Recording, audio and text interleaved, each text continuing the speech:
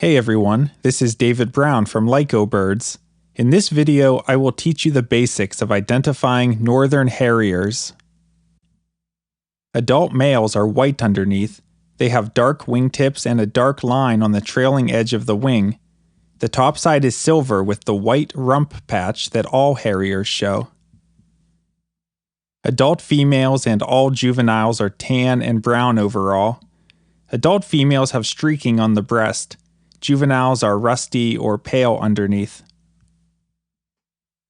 Northern Harriers often fly low over meadows, fields, and marshes when hunting, giving a good look at the white rump patch.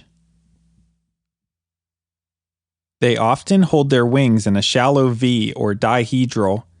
They have a facial disc that makes them look similar to an owl. Overhead, Harriers have pointed wings and long tails and are buoyant. Harriers prefer low perches or the ground where they easily blend in. If you found this information helpful, please give it a like and subscribe for more educational birding videos. You can also visit our website at lycobirds.com. This is David Brown. Thanks for watching.